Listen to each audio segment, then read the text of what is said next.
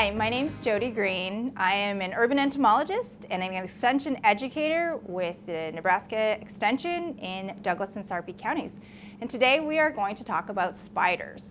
So if you live in Nebraska and you've been outside at all, you will see that there are a lot of spiders this time of year. Not necessarily more than normal, but it seems like they had a good survival. And right now is also the time of year that they're selling a lot of Halloween things. So you may see things like this, a lot of different spider paraphernalia. And it may be a little bit of a pet peeve for entomologists and arachnologists that they are not always represented in the right way, because those spiders are there for the frightening, scary Halloween theme. A lot of them that we see in real life are actually quite beneficial in our landscapes. And we'll also talk about how to keep them out of your house, because though they're beneficial, a lot of times we don't want them in our homes. So let's talk about some of the spiders that we are seeing outside, because believe it or not, the diversity in Spiderland is pretty great. So speaking of what may be outside, I've been asked a lot about the big yellow garden spider. I don't have a sample here today, but those are called Argiope spiders. They are a type of garden spider and a type of orb weaver. And what they do is spin those flat spiral type webs. So unlike the ones that you'll see in stores, but very classic spider web, you'll see something like this. So what they do is they use their silk and they set out anchor lines, and then they'll set out different parts of the frame, and then they'll send out the radial, so the ones that go from the middle to the sides. And then what they do is they create a spiral starting from the outside, and they keep going in. And people always ask how spiders don't get stuck in their own web, but it is possible. So they walk on there very carefully, and they know which ones are the sticky threads. These orb weavers are passive hunters, so that means they just sit and wait. So you'll often see an orb weaver, let's just say this was an orb weaver, sitting in her web like this, just waiting for prey, usually flying insects, to fly in there and get caught, and then she will wrap it up in silk and feed on it.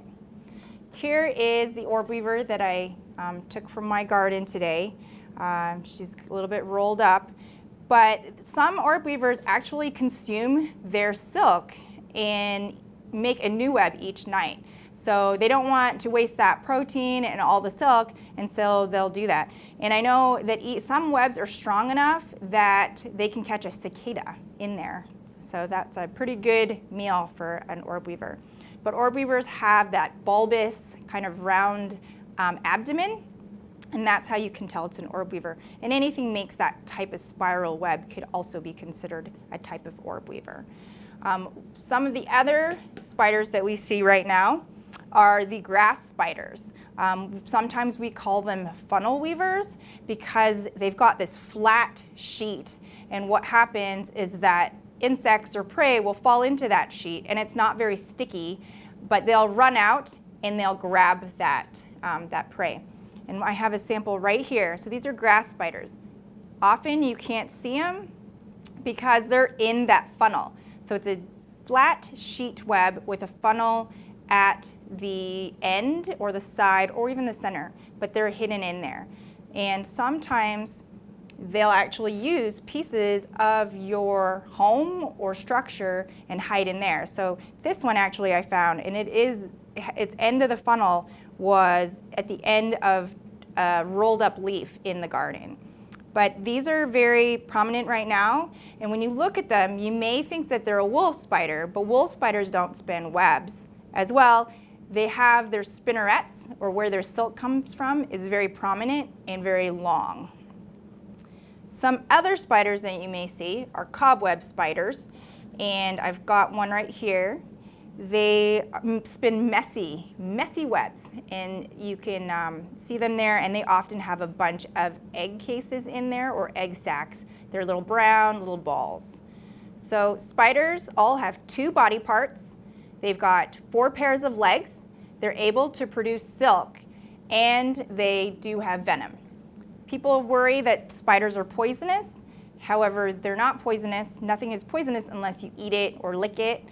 Spiders are venomous, but just because they're venomous doesn't mean that A, that the venom is toxic to people, and B, that they are actually going to bite you or they're aggressive. So that's another myth about spiders. When you may see a web that has a spider-looking thing in it, well, spiders are a type of arthropod, and all arthropods have to shed their exoskeleton in order to grow. We do not have tarantulas in Nebraska, but they do. I do have a good example here of a tarantula molt. And so every time the tarantula needs to grow, it will shed its exoskeleton. So this is when it was its first molt, and this is its second molt. And the tarantula that I have has molted, I think, 5 times, and I'll show you the last molt that I had. And so you can see that she has gotten considerably bigger since I've got her. And this happens to insects, and this happens to all spiders. So you may see something that looks rather large, but it may not be a spider at all. It may be its exoskeleton, and sometimes if you don't clean those corners of your house, you may see those hanging there. So we do recommend taking down those webs and vacuuming those corners. It will get rid of some of the insects that spiders feed on, and will also take down the webs. So when we talk about management of spiders, because it's going to be management, we want to keep them outside, but we don't necessarily want to kill them. There are some things that you can do. We've got the easiest and non-toxic way to control spiders is to actually use glue boards. And so what these are sticky cardboard monitors that you can get in the hardware store or the grocery store. They may say, you know, spider trap, it may say cockroach trap, it doesn't matter. It is a cardboard piece that can be manipulated and hidden on the floor and in corners, and it can catch, you know, spiders or any insects that are going to be crawling on the ground. And what you want to do is use those as a tool. So for spiders, they are good traps, but also if you're trying to figure out where they're coming in from, because that's usually where the problem is, that they have some access to come in from outside. You can roll them up, and there's usually a way to connect them. Oh yeah, you'd want to take the covering off, and that is very sticky glue. If you do end up getting stuck to it, vegetable or mineral oil should be able to take that off, but it's got to be sticky to catch what you need. So you can wrap that up like that, and what you want to do is put that flush against the wall, and you want to put that in a dark corner, or you can put that by a window. And if you have an exterior door, you can put one on each side, because that's likely where the spiders will get caught, because that's likely where the insects or prey are going to be coming in. And then when you check on your glue board, you know, make sure that you look at it, and if all your spiders are on the one side and your exterior door is right close, then you know that there's a gap underneath there that you will want to try to eliminate. And we can also use things like, let me get those, weather stripping. So when you've got those gaps, if it's a hole or something, you can use for around utilities, you can use like caulking or sealant or some kind of way to seal up those holes. If you have screens that need to be fixed, please get those fixed. And then there are lots of different types of window seals. There are different attachments and installments that you could put under your door if you've got a gap, so that they can't crawl under. So we've got like foam tape. So there's different ways to weather strip so that you can keep those spiders outside. Most common spiders that we'll get inside are going to be those wolf spiders, because they crawl right under the door, and that's why weather stripping is a good idea.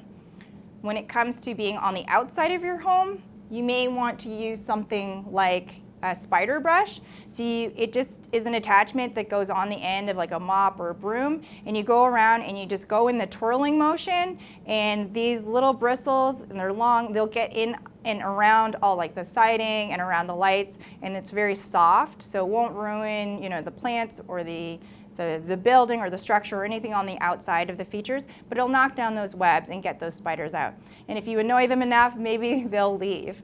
But with spiders, they're also going to be where the prey is. So how do we get prey to our house? We leave our lights on sometimes. So we want to also make sure you turn your lights off at night or when you don't need them, so you're not attracting the insects to your house that spiders feed on. And cleaning up leaf litter is always going to be good for that too, because a lot of spiders hang out in the leaf litter or around clutter or under flower pots and in the mulch. So that's something that you can clean up as well. Let's see. If you don't have an entomologist in your home and you see a spider, what do? Well, if it's on the floor or on the wall, the best thing to do is use the cup method. And most entomologists are familiar with that because that's how we collect a lot of our specimens in good shape. So what you want to do is get a cup. Anything will do, but I prefer a clear one so I know where the spider is. And sometimes it may take a couple tries and sometimes a couple legs will get lost, but more times or not, you're going to be quick and you're going to cover that spider. You want to get something like cardstock that's hard, get something out of the recycle bin that is, not important to you, and you slip that gently underneath the spider. And then what you do is make sure it's secured, and you go and you take that outside a little bit from your, where there's no gaps around your house, and then you go and you can release it. And that's how you can get rid of a spider. You can also do that when it's on the wall or anywhere else that you find it. But if you do that, people will think you're super brave. Some people are worried about spider bites. Spiders do not bite unless they need to defend themselves. The most common ways that people do experience spider bites is when they've got a spider that's crawled into their shoe or into their clothing and then it's put on and pressed tightly against their skin, or if they were on the floor and they rolled over a spider. So what you want to do to make sure that doesn't happen, especially if you have a lot of spiders in your home, is that you shake out your boots and your garden gloves before you go put them on if they've been there for a long time. And also just make sure that you continue to vacuum regularly and clean those corners and nooks and crannies in your house that you maybe don't do often enough. But that's what I have to say about spiders today, and if you have any more questions, please be sure to contact your local extension office. Thank you very much.